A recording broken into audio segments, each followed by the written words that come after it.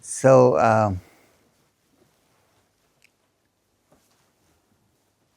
how many years back did I come here? Two? Two? Three.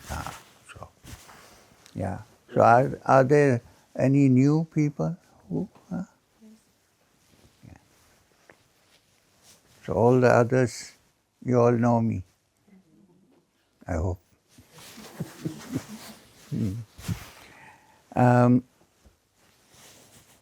This time, I thought it's a good idea to do a text which is called the Bhagavad Gita. But it's a big text. I mean, there are 18 chapters, so you cannot do the whole thing at once. So I wanted to do the 6th chapter, chapter number 6, which is about meditation. It's called Dhyana Yoga, and it's perhaps the earliest reference to Kriya Yoga.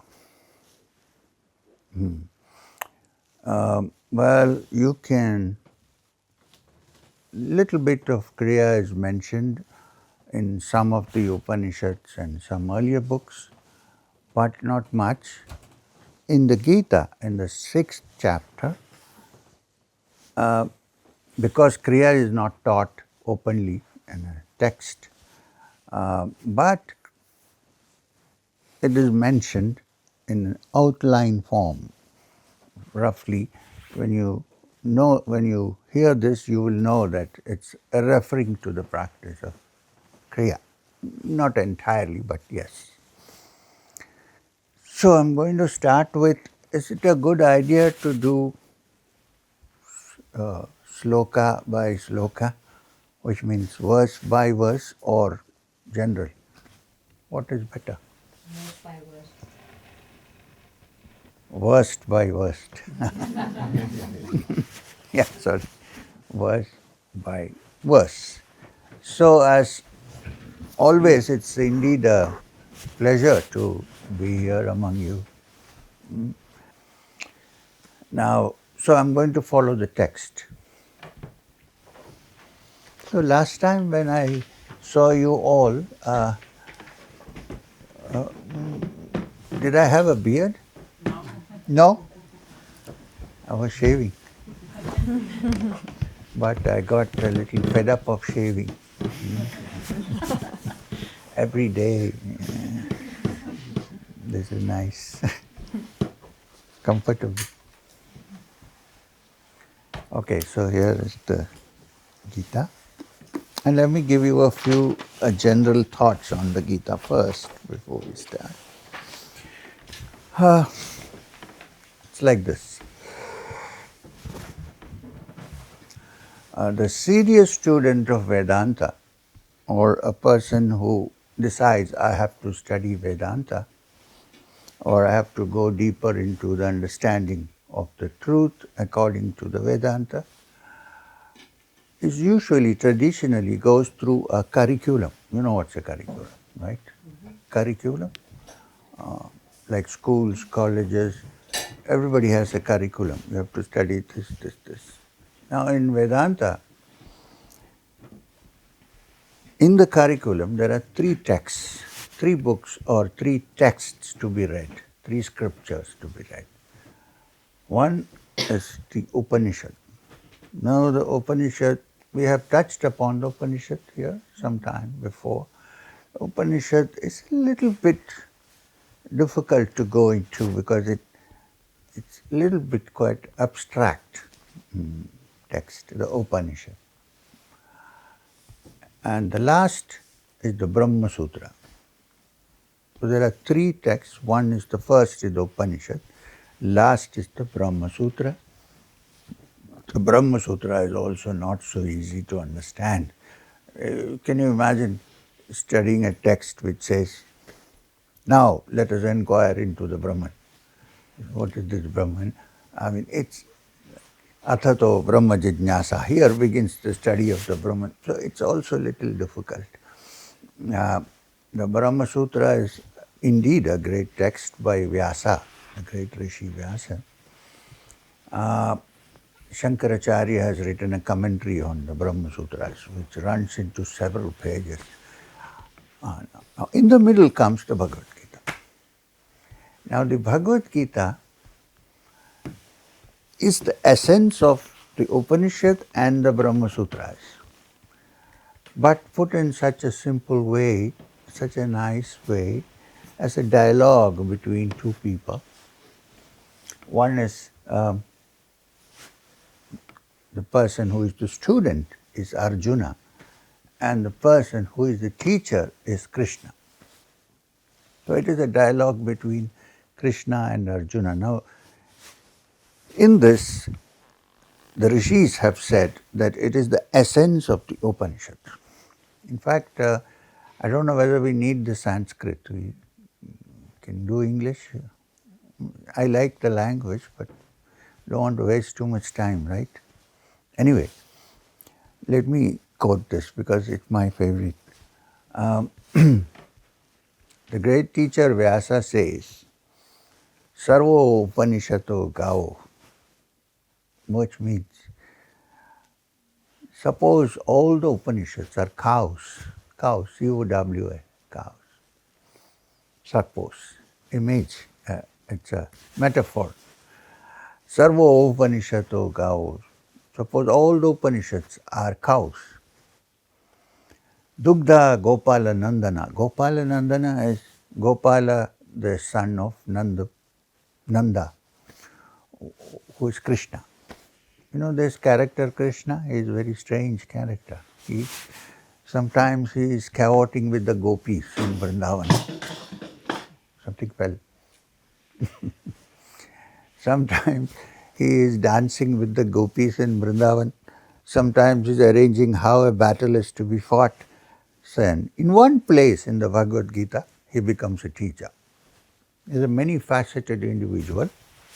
I have a feeling, not feeling, I'm strongly of the opinion that this was not a human character. I mean, though he had a human body.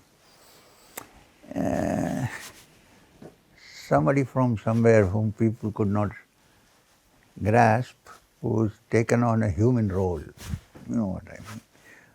I don't know from which galaxy, but anyway. So he was like a very friendly human being, dancing with the gopis. Gopis are the cow maids who look after the cows. And also advising Arjuna on how to conduct the battle. And here in the Gita, he becomes a guru, a teacher. And this is the teaching of the Gita. So the Upanishad says, if all the cows were, if all the Upanishads are considered to be cows, Dugdha Gopala Nandana, and if Krishna is considered to be the guy who is milking the cows,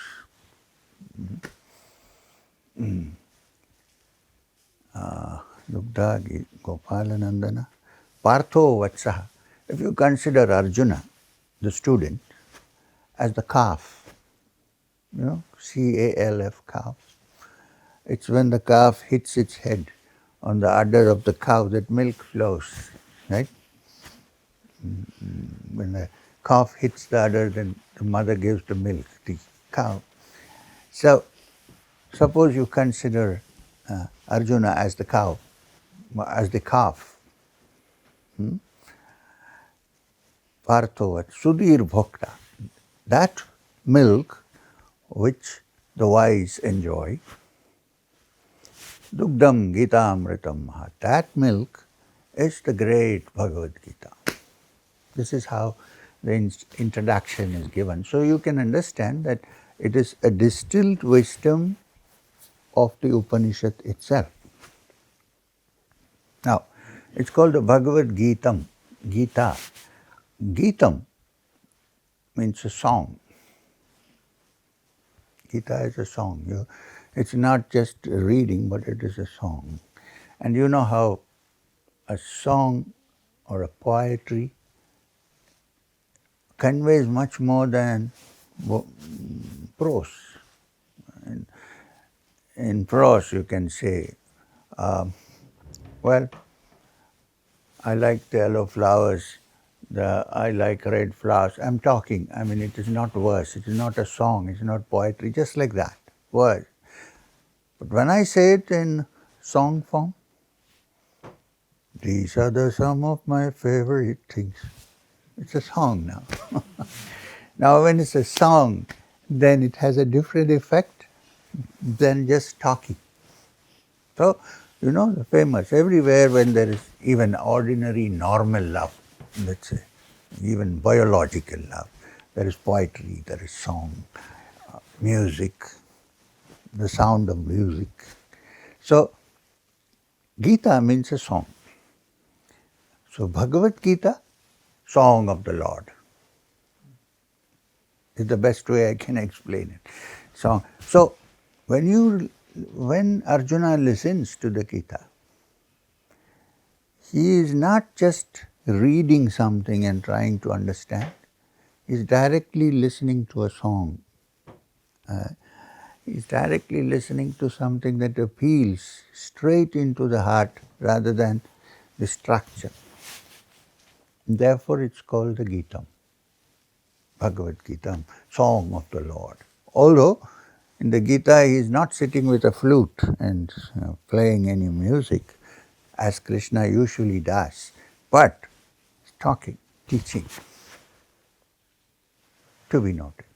The other thing is, most of the Upanishads were taught in the forest, in the caves, in the quiet ashrams of teachers. This is one text which was taught in the middle of a battlefield, the Gita. There's a battle. Arjuna is going into battle to protect dharma, of course, to protect the virtuous. And there is Krishna sitting with him, who is become his charioteer. He's the chauffeur. And Arjuna is sitting behind, and Krishna is sitting in front, holding the horse's reins. Then begins the Gita. Arjuna says, I am dejected, I cannot do this, I'm going to go back. And he talks a lot of things about, it is undignified to go to battle. He forgets in fear that he might lose the battle and finds many excuses and says, what is the point in all this? And he talks as if he knows the Upanishad fully. And then Krishna says to Arjuna, wait a minute. You need to do your duty. You need to protect righteousness because you are the king. If you don't protect, who is going to protect righteousness? So, and so on. And then begins the teaching of the Gita. Why I said this? Because therefore it's preached and taught in the middle of the battlefield. All of us are in a kind of battlefield in this world. It's not only there in the Kurukshetra battle, but here every day we have it may not be with guns, although in a place where we have the ashram in US, in Texas, it's called gun country. Easy to buy a gun. So it's not that. It's not that everybody is. It's just that the whole of life is kind of a battle. I don't like something, somebody likes something, there's a battle. I want to go there, somebody says no, then there is a battle. And the mind itself is constantly in battle. I want this, no, I shouldn't do it. I don't want this, it comes to me. You see, this is the battle. Now, to be on the lighter side, people give me so many gifts, and I keep telling them, look, there is no space in my bag to take this. I can't travel. And Finnair doesn't take more than 27 kgs. They check in, please keep it to yourself, enjoy. No, this is another battle. So, this is life. You cannot do it. Well, husbands and wives, they love each other, but there are also big battles. Lovers, they love each other, but there are also battles. Yeah.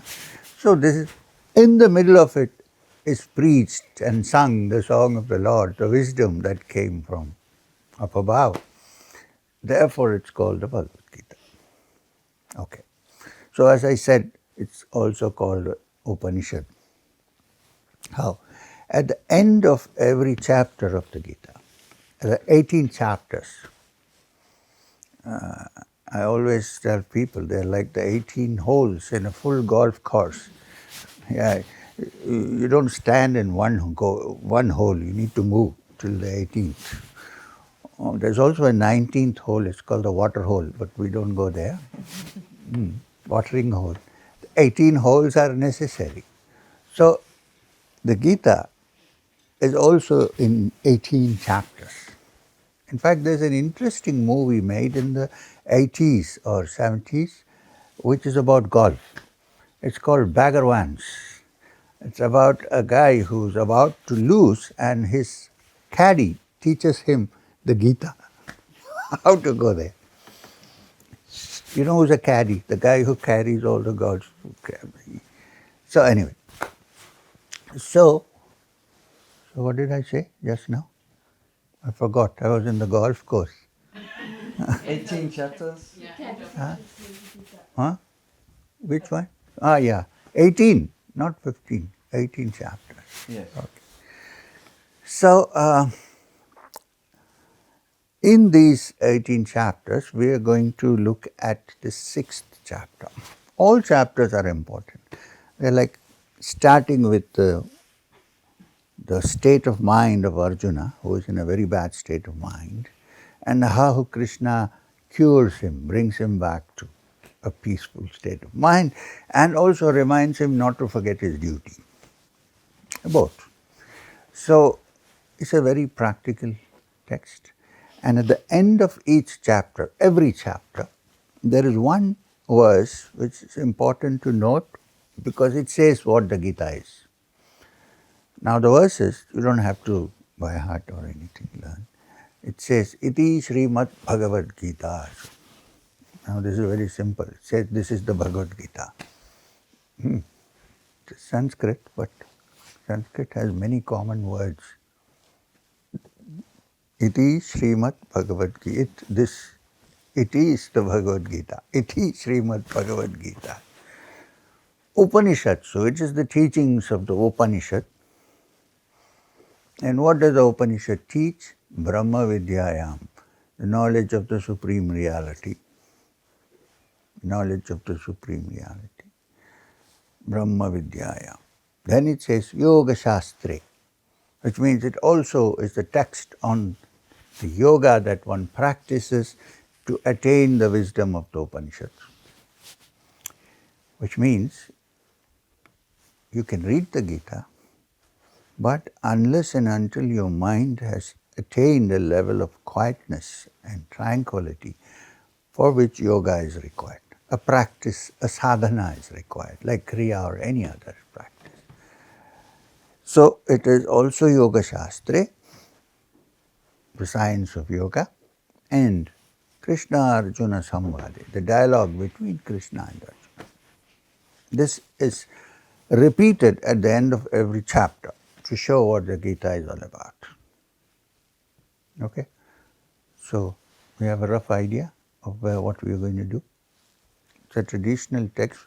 For 1,000 years, people have been studying the text. I hope practicing, understanding. So we should do this. I thought, you don't want or something else? No, seriously. You can say something else because you are Arjuna here and I am Krishna trying to teach. Because in the middle of the Gita, sometimes Arjuna says, no, I cannot do this. I can't. Krishna says, hey, man, relax. Let me tell you what. They're like same age, good friends, also related to each other, and so on. So we begin the Gita.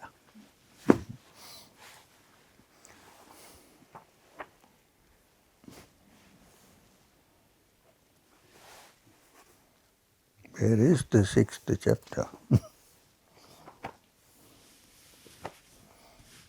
This book is almost gone to pieces. I always use this text. Yeah, here we go.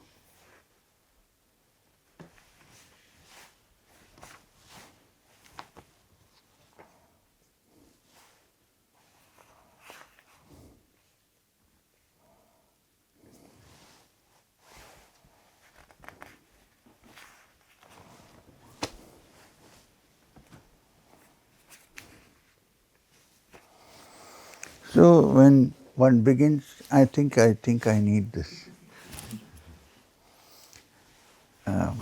If the print was a little bigger, then no, I don't want to. I don't want to distract myself. Okay. So the sixth chapter is called Dhyana Yoga, or the yoga of meditation. It's also called Abhyasa Yoga, which means the yoga of practice, how to practice. So, and in some place you will see a reference when you will remember that, this sounds like Kriya to you. So this is one of the earliest texts where you find it.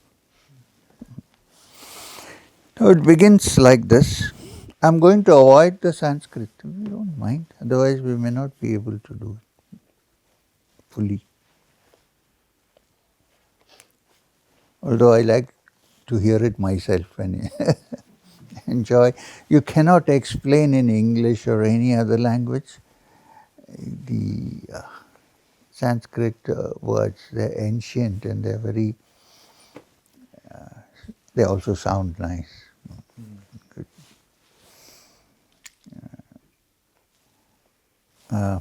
I must tell you this, that we have time, okay? We have today, tomorrow, yeah. Don't worry. I will not waste any time. The language, a certain language in which a text is written, the original, it has its own effect. Because I believe that there is also something in the sound of it. It's not just the words, the meaning, there's also the sound. You know, there is a particular kind of church in Kerala. I come from the south of India, the coastal state called Kerala. Many people go to Kerala to have massage, spa and things, health and all that. So in Kerala, there is a oldest church perhaps in the world. When I say church, not the building, the church, the community. Much before Rome, or much before the Anglican Church and the British becoming Christians and so on and so forth, there is an old church in the south of India, in Kerala. It's called the Syrian Church. The Syrian Church. It's called the Syrian Kerala Church because it started. They say that St. Thomas, the direct disciple of Jesus, came to Kerala. There is his grave in Chennai, which is called St. Thomas Mount. So that particular teaching, so they used to conduct all their, you know what they have in the church, the Mass, what do you call it? The prayer, the Mass, Mass, M-A-S-S, yeah. They all had it in a language called Suryani, which is very similar to the Syrian language, but it is Aramaic. I don't know if you know that Jesus, if there was somebody like Jesus, well, he spoke Aramaic. He did not speak Hebrew. It's called Aramaic. It's very close to the Syrian Arabic type of language. So I was wondering, why did these people use it still? Because nobody can understand what they are doing in the Mass. And now they've started translating, of course, into Malayalam, the local language. So there was one person who headed I don't know, Cyprus, someone called Archbishop Makarios. I don't know. He visited Kerala and he said he would hold a mass in the church, in the Syrian church. So I was a young man, so I also went, what is this guy going to do? When I went and he started holding the mass, I thought he was saying Arabic because it sounded very similar, you know.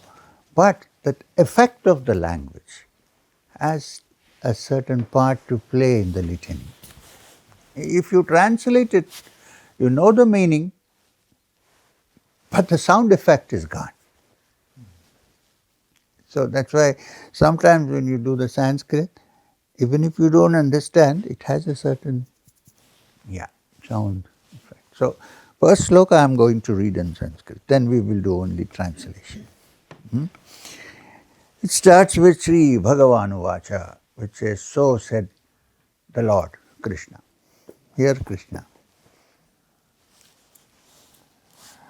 Anashrita karma phalam karyam karma karoti ya. Sa sannyasi cha yogi cha niragnir cha akriyaha. This is the sentence. So Krishna begins the teaching. Already we have come to the 6th chapter. That means, the Bhagavad Gita chapter 1 is called Arjuna Vishada Yoga, which means the yoga of Arjuna's sorrow. That is the first chapter, yoga of Arjuna's sorrow. So each chapter is called a yoga. Not necessarily the practice, but the whole theme is called a yoga. So the first chapter is Arjuna Vishada Yoga, which means the yoga of Arjuna's sorrow, of Arjuna's indecision, of Arjuna's confusion, of Arjuna's pain. So it is meant for all of us who are going through such things. Confusion, pain, sorrow, it's common to all. We are all Arjunas in some way, right? So it starts with that. The main reason is people normally, usually, try to look for spiritual things and deeper and God and so on, only when there is some problem. Otherwise, when there is no problem, it's okay. We might just light a lamp or do arati or do this and carry on with life. But when trouble strikes, then we remember, oh God, help. So, yeah, I know, man. One of my uncles used to say that he doesn't believe in all these things. Okay, good, fine. And then he got into such trouble that one morning he came and told me, please, God has to help me. I said, you said there is nothing like that. So Arjuna is in great difficulty. So that is the first chapter. And from there, Krishna brings him step by step to chapter 6, where he teaches him how to do the practical by which you can touch the divinity that is inside you. He is trying to teach Arjuna how to find the treasure which cannot be found outside but only inside. Lay treasures in your heart where thieves do not break in and steal. Who said this? Krishna, Arjuna? Who? Jesus. Lay treasures in your heart where thieves do not break in and steal. I personally think that he was a great yogi who was walking alone, having no place to stay, no place to sleep. I'm not talking about the church, Jesus.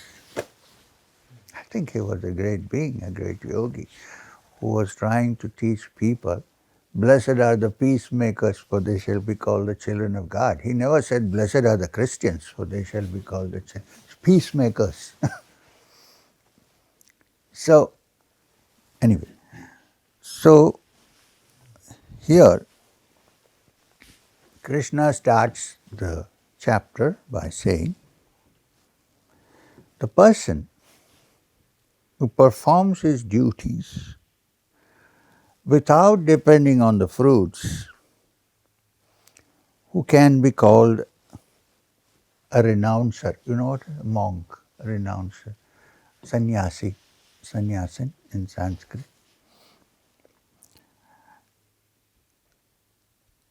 Such a person who performs his duties, not runs away from his duties, who performs his duties without dependence on the fruits, not too caught up by the results, who should be called a renunciant, a sannyasi, and a yogi, not one who runs away from work, not one who says, oh, I'm going into the forest. 3 days he'll come back, no problem. Sometimes when you're young, you fail in your exams, and then some people go off to Banaras in India, in Varanasi. Oh, I'm going to take sannyas. Life is terrible. But after 1 week, after 1 week, you get a message. Can you send me some money? I'm in trouble. Oh, Krishna says, the one who says prematurely, oh, I'm running, I don't want to, I won't do anything to the family, I'm free, is not a sannyasin. A sannyasin is one who lives in his place, does his work properly, but there is a difference. Everybody does, many people do that. The difference is not too much caught with the fruits of the action. 50% of our lives we spend worrying about the fruits of action, not action. Yes, I have to do my actions properly, agreed. I have no control over the fruits, right? So mostly it works. Sometimes it does not work. Sometimes I do not succeed.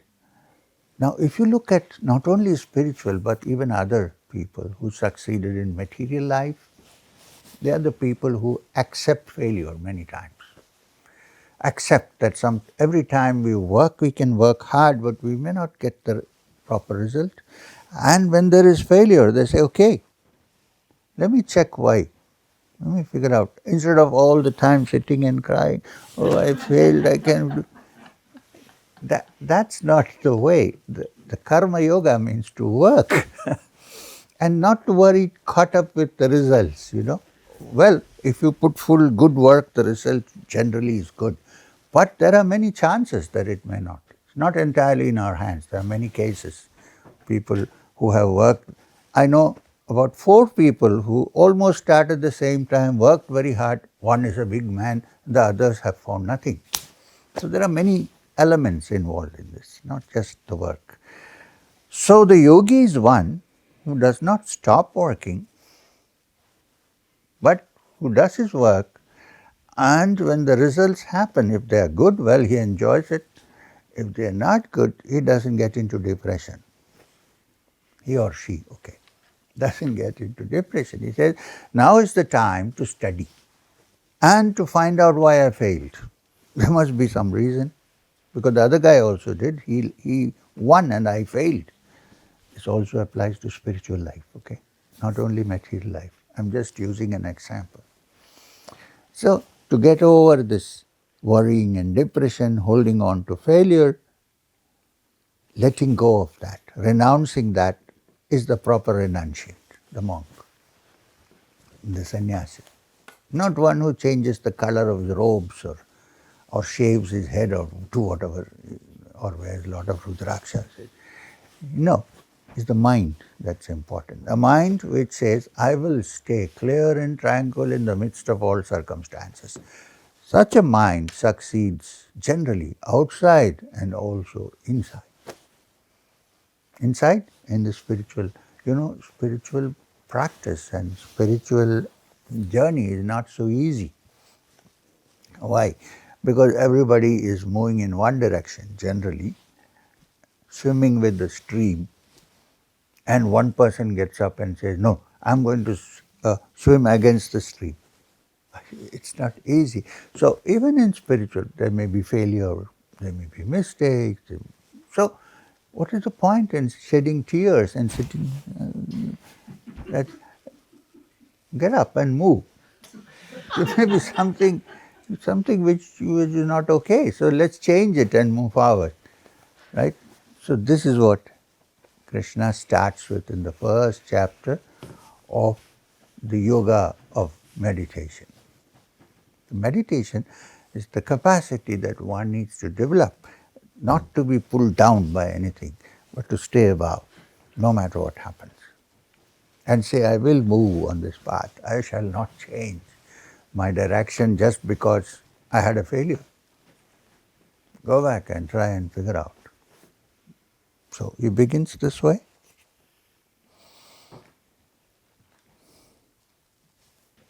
No, I need my glasses.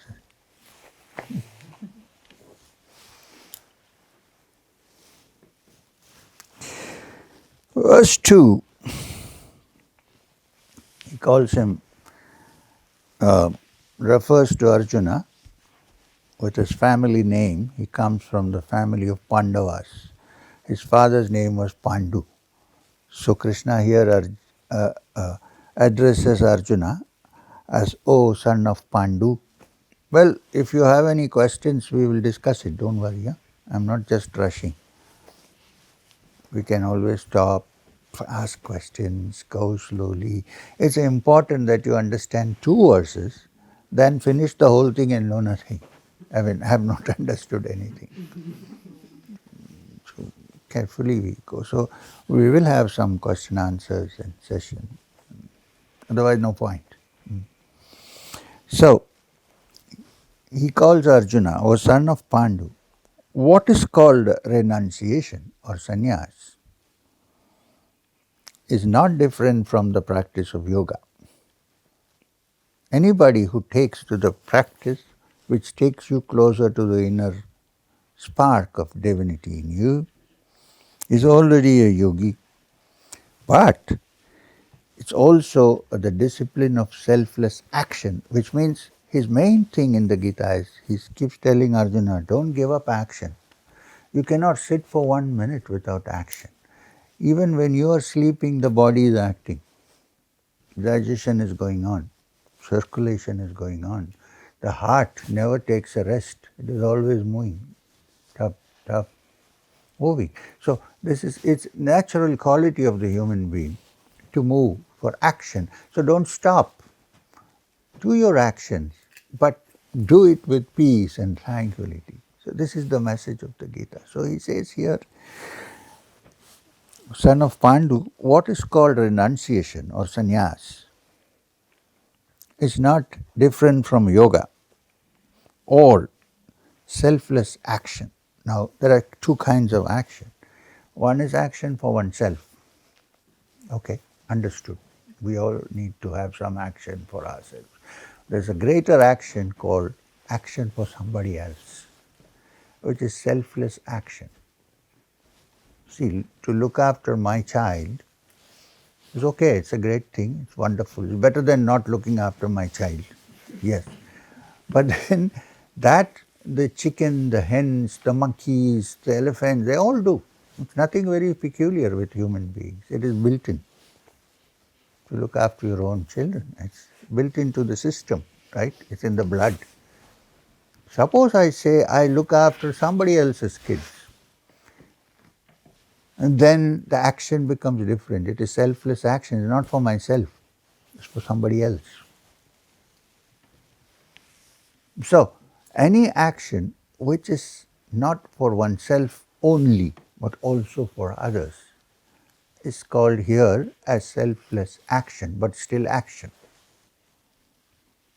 So, Krishna is saying that one who should be called a sannyasi or a renunciant is one who practices the methods available to us, which is called yoga, to find the truth and also to purify and make his life outside better through doing selfless action, by helping others, by being kind, trying to do something for somebody else. When this is done, the mind also gets purified. And that mind can meditate very easily. A mind which is only involved in the self, not the bigger self, the normal self, me, the ego, cannot find peace so easily because it's always caught up. But suppose I say from tomorrow, I will also look after something else which I can do. Not that I can spend millions on it, but whatever little thing. Kindness is not how much money you give, it's the attitude that you have towards somebody. It can be very small, but that will be remembered forever.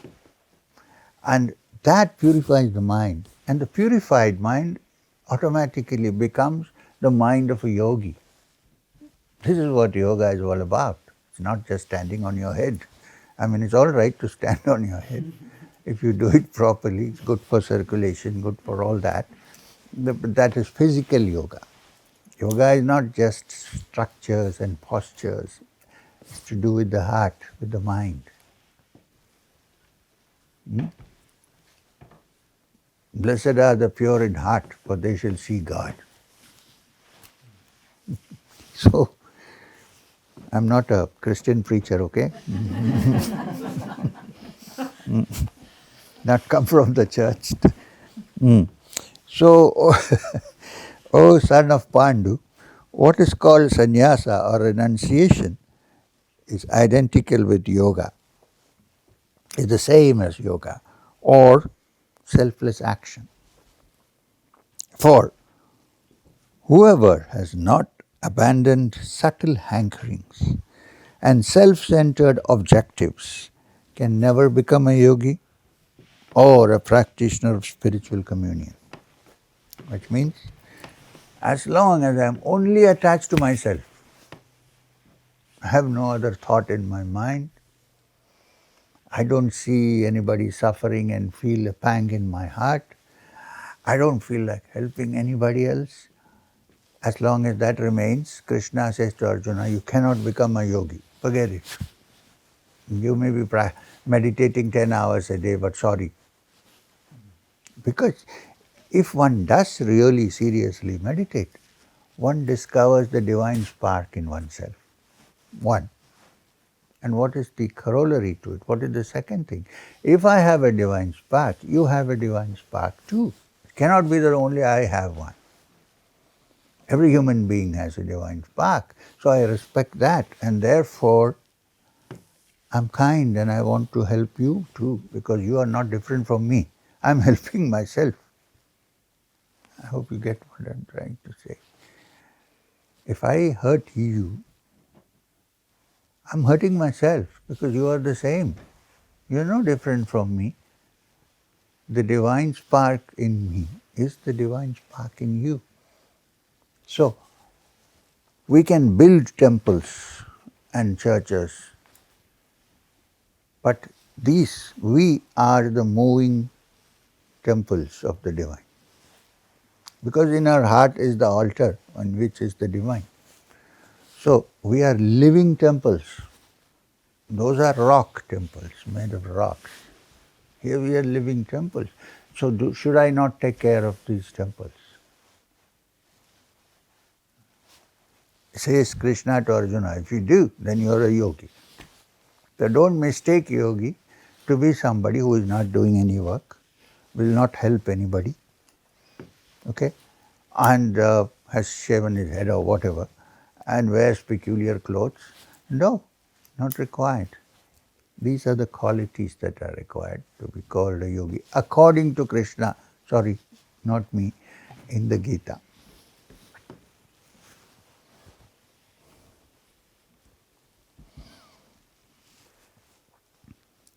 Now the third shloka. For one who desires, desire is important for this, one who desires to ascend the path, to climb the path, leading to the heights of spiritual communion, which is called yoga.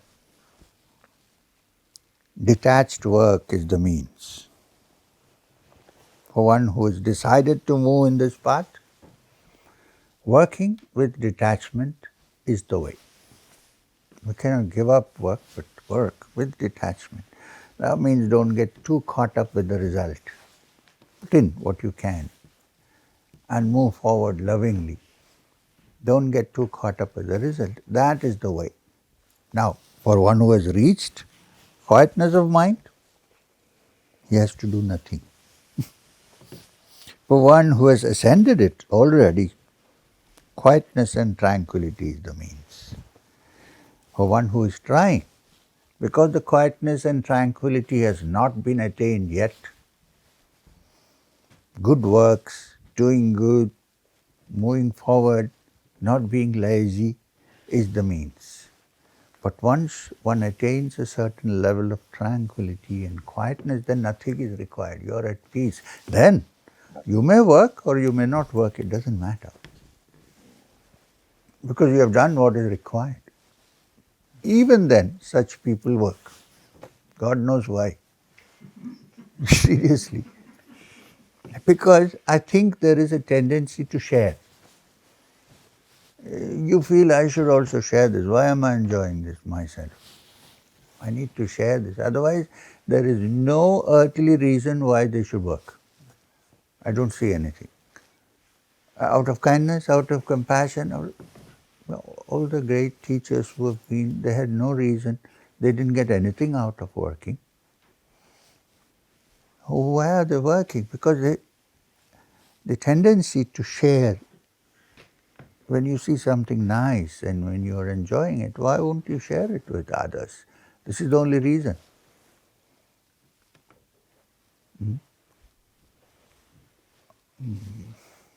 Even this M sitting here, I don't know why he's working. Really. Because sometimes it's nice when others share what you know or what you feel. That's the only reason. Otherwise, Finland is far away. So, I mean, moving all over the world. I'm 76 now. You must understand. My mind is not 76. It's still 1 year old. But the body is. So why am I running around? For what? My wife keeps saying, why are you running? Sit down, quiet, relax. I said, I'm relaxed, but I'm running around.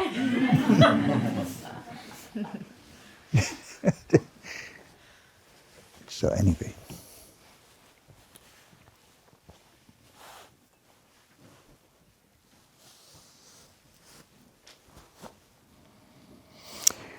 The fourth shloka says, so what was the third shloka? It said that for one who wants to reach communion with the inner being, which is called yoga, the path is to do selfless action and action without worrying about the result. And for one who has reached that level of tranquility, he need not do anything. He may or he may not, but it's okay. Now the fourth one says, Yada hi indriyarteshu makarmasau anusajjate. One who ceases to be attached to sense objects and to one's own actions, that one who has abandoned all subtle hankerings and self-centered objectives is said to have ascended the heights of yoga, heights of spiritual yoga or spiritual communion yoga. One who ceases to be attached to sense objects. Well, which means a yogi, a great yogi who has reached the heights of spiritual communion, it might sometimes appear that he is, I know some yogis who always have a kamandalu in their hand, it's a kamandalu. It's a brass container in which they carry water because they walk long distances. Or they sometimes have a walking stick which they carry with them. And they always have it, and you might think they are very attached to it. But they are not. They may be living in a situation, and most of the days they are living with somebody, this house, this, that. But deep down, if there is a storm or a cyclone, if it is gone, they are still in the same state of mind. This is a yogi. There are others who have nothing but are still attached to I don't know what. The yogi is one who can live in a palace and not be caught by it. I must tell you a story. We have time, don't worry. You have heard of, the stories are convey much more than talk. People speak in parables. Yeah. You must have heard of Swami Vivekananda. I think there's some picture. He was the first of the great yogis who came west, and the Western world began to understand that, oh, this is a yogi. And he taught a lot in the West. He came to Chicago for the Parliament of Religions, and from there the whole thing started. His teacher was a great person called Ramakrishna Paramahamsa, who, interesting, Swami Vivekananda was a graduate. He could speak English well. He knew Sanskrit well. Um, he was a great yogi, wonderful yogi, everybody knows. His teacher could not sign his own name. He was illiterate. So literacy is, education is not so much to do with what you study, but it's the mind, it's the heart. His teacher did not even know her, didn't have just enough to sign his name. He didn't know much Sanskrit. He did not know, of course, English is out of question because he never went to school. His teacher. And today we all go to school, but I think somewhere there should be a course called de-schooling. We gather information, and the information successfully covers our intelligence. Intelligence is different from collecting information, which is knowledge. Anyway, that's a controversial subject. Now, Ramakrishna Paramahamsa taught through experience, his own experience. He was a spiritually advanced person, and he experienced it not through study but by actually going into it through his heart. He was a heart person. So, after he died, after he passed away, Swami Vivekananda, can you imagine that he had such a great master, Vivekananda, and yet for a year or two after the passing away of Ramakrishna Paramahamsa, he thought to himself, he was still not settled, his mind, it was agitated. He thought that he needed one more guru, one more teacher. Can you imagine this? From such a great teacher, he said, I need to find someone now at this point because Thakur, he used to call his guru Thakur, has passed away and have nobody, so I need somebody. So he went to the northern part of Bengal in a place called Ghazipur, where there lived a saint, a yogi. People used to call him Pav Ahari Baba. A pav means air. Because he ate so little, nobody has seen him eat, so they thought he is eating air. Pav Ahari Baba. Of course he ate, but he ate once a day, he didn't, not showing anybody. So this man lived a very simple life. He had made a tunnel across from the ground inside, and he used to meditate in the cave which was inside, so that nobody would disturb him.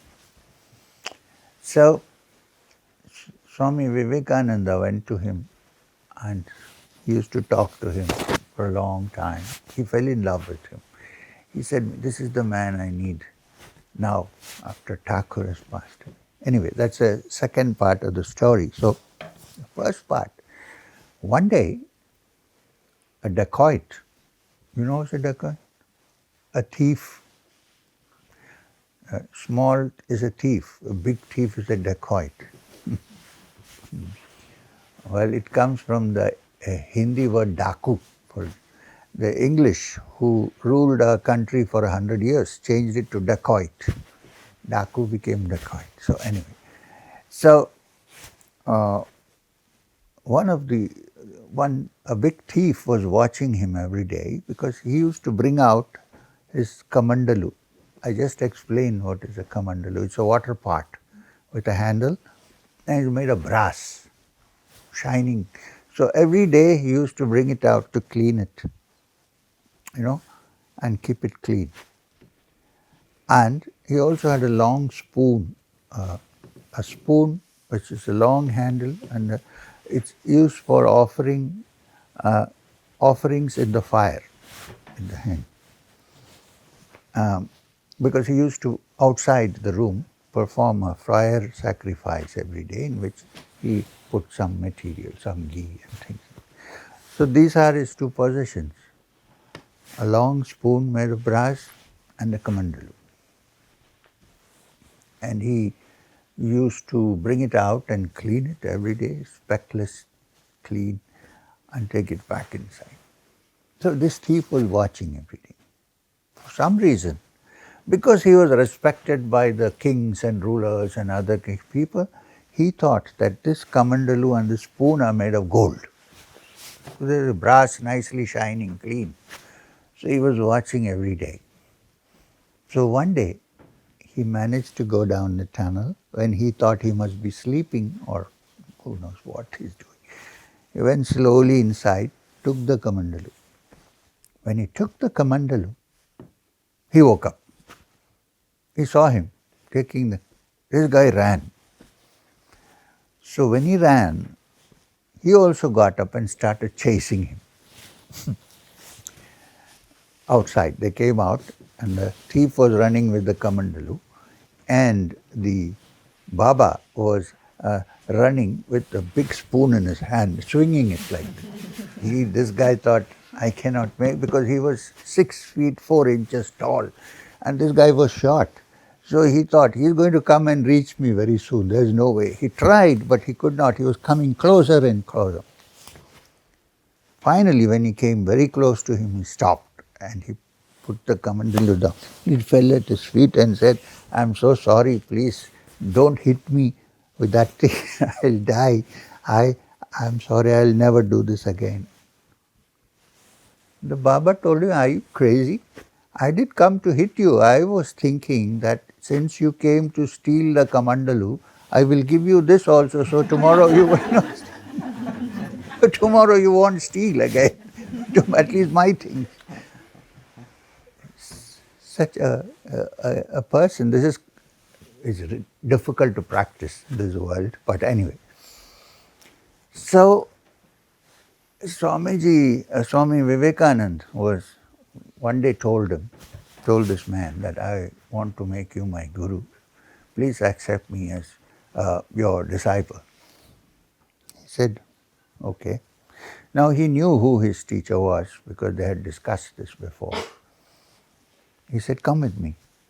So he took him inside the passage, and inside there was a small altar. And in that altar, Swamiji saw that there was a picture of Ramakrishna Paramahamsa singing in ecstasy like this. And he said, this is my God. So he understood. He said, okay, I understand. So why did I say that? No, why did I tell you the story?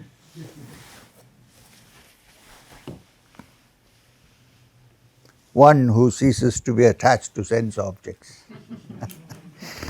Not easy. And to one's actions. That one who has thus abandoned all subtle hankerings. What hankerings are left in such a person? Nothing. And self-centered objectives, no self-centered objectives, is said to have ascended the heights of spiritual communion, which is yoga. Such a person is supposed to be a yogi.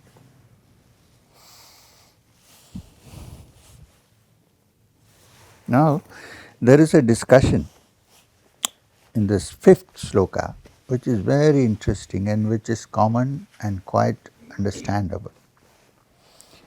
Krishna here divides the mind into the lower mind and the higher mind.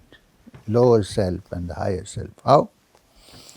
The lower self is the self, the mind, part of the mind that keeps pulling us down. Oh, you're useless. You cannot do this. You cannot be spiritual. You're so worthy. You know that mind. And the higher self is that part of the mind which, when you're really in the says, no, no, no, no, it cannot be. I am also part of this supreme self. I have to rise above this. So there are two minds in everybody. Whenever we perform our action or we're about to do something, there are two minds sitting inside. One says no, the other says go. See, even for normal action, not only spiritual action, there are always two minds talking to each other. That's why I say we are all split personalities, all of us. Unless we have formed some way to synthesize the two, or to drop the two and remain one. The problem starts with two. There is one, there is no problem, is there? But then we always like to think the problems will end if we are two.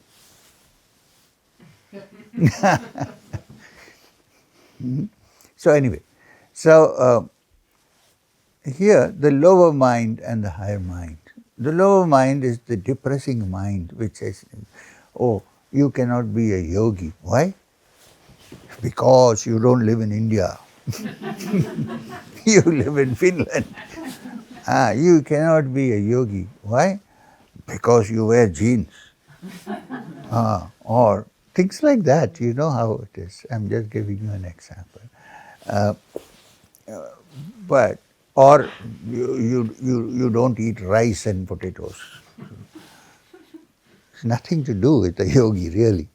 What he eats, how he eats is different. But it is this mind that pulls you down always. You look at an aim, you say this is spiritual, I need to reach there, its height is, this mind comes, the negative mind. No, no, no, you can't go there. Forget it. And then sometimes, very often that mind wins, the negative mind.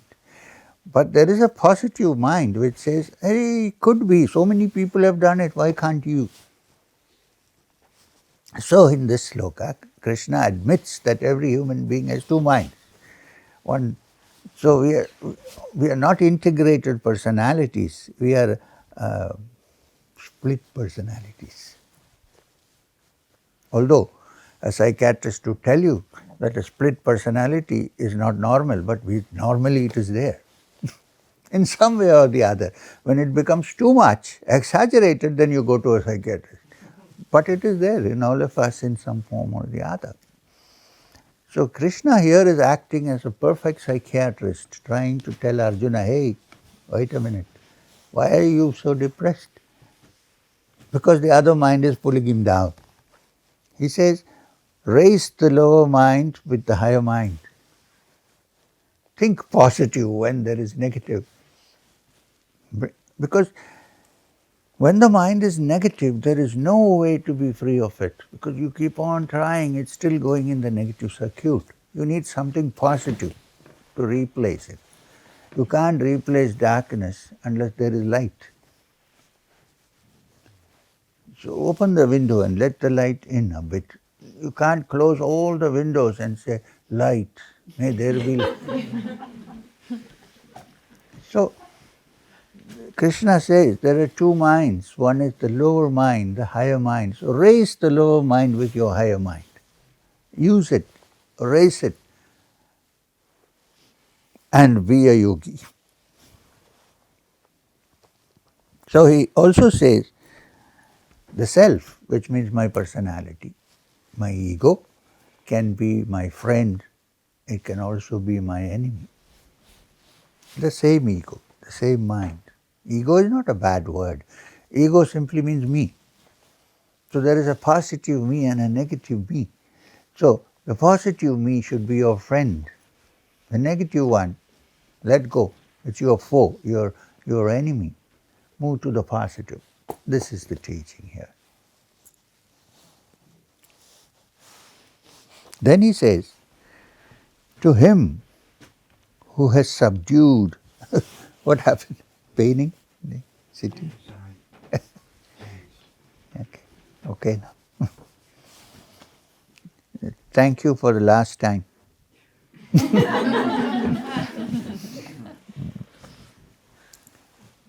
He made me look decent.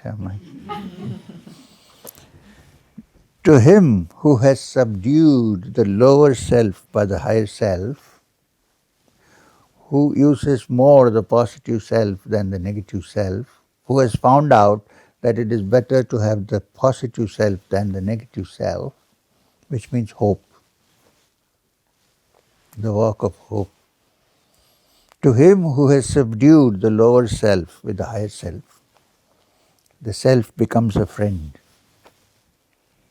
But to him who has lost his higher self to the dominance of the negative self, the self becomes your enemy and becomes hostile to you. So develop this friend who is also inside you. Neglect the enemy, throw him out and move forward. This is the message.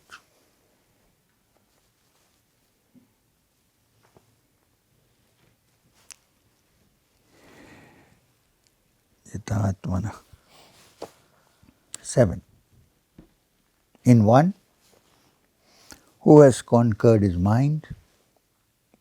What does conquered his mind mean here in reference to the previous shloka? It means one who has managed to subdue the lower self with the higher self, the positive self, who has managed to remove the negativities through effort, of course.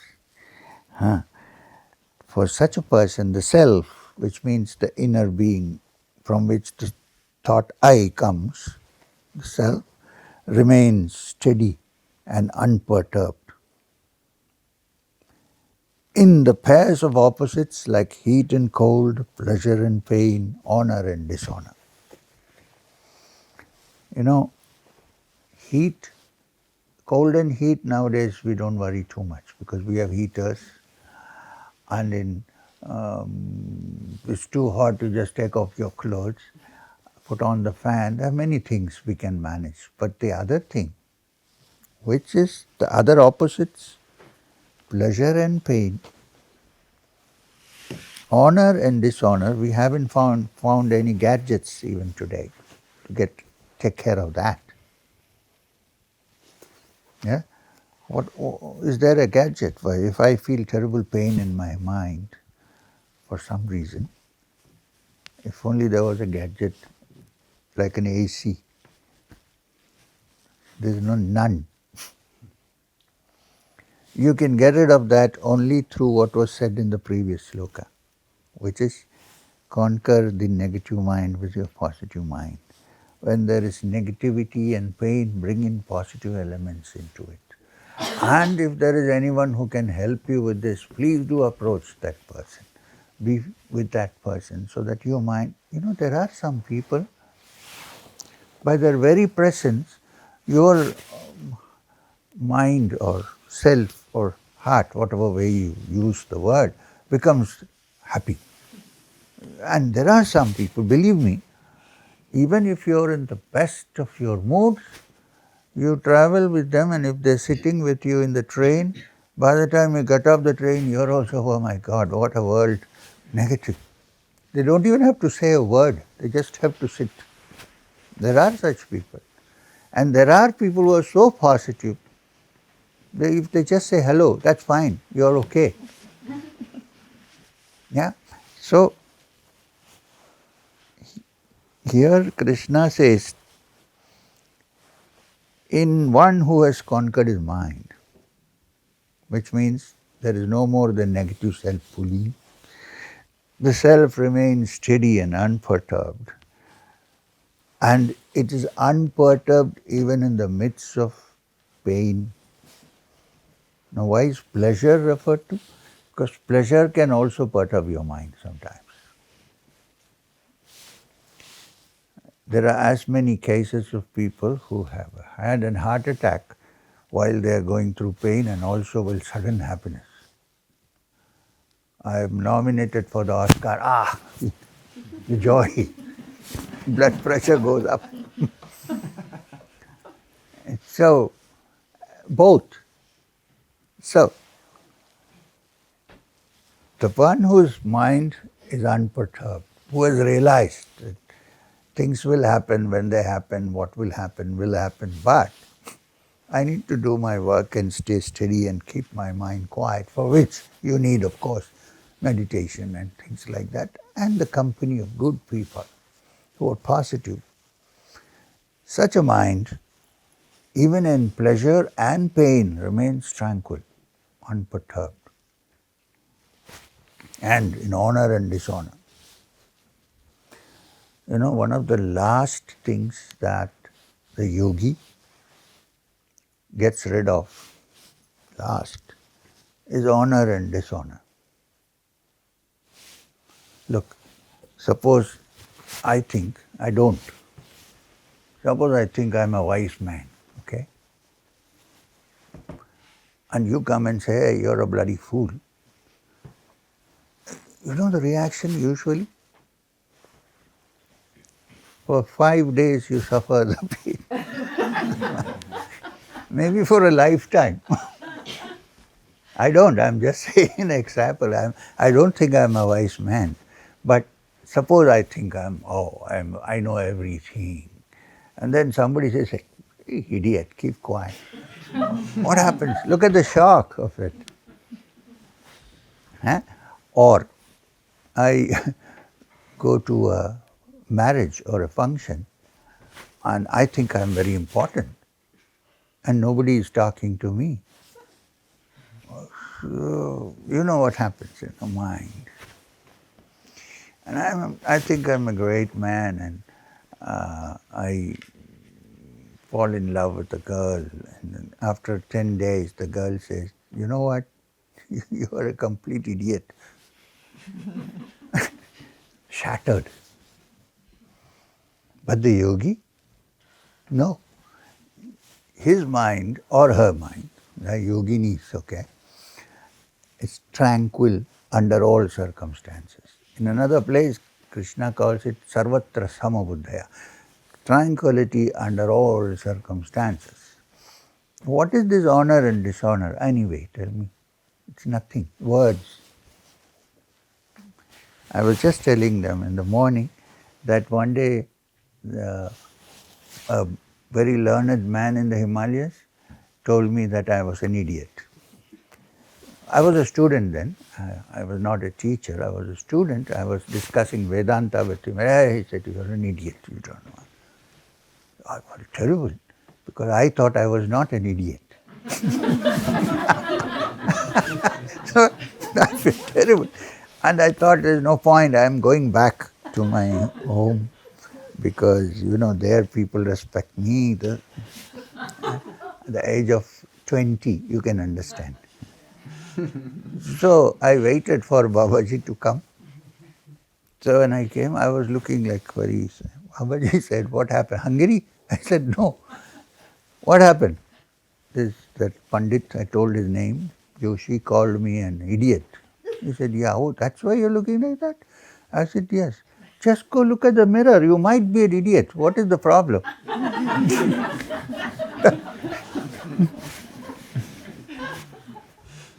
He taught me at that time not to get affected. After that, I'm telling you, no.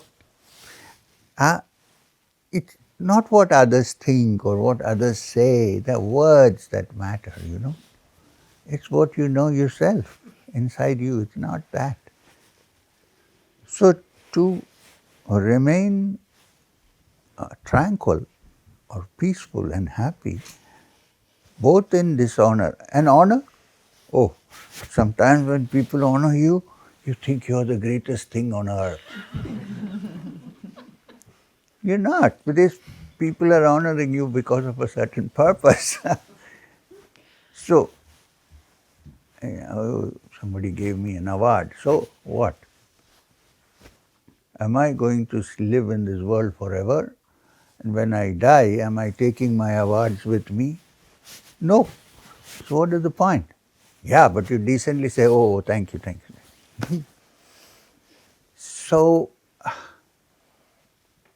this is what is spoken here.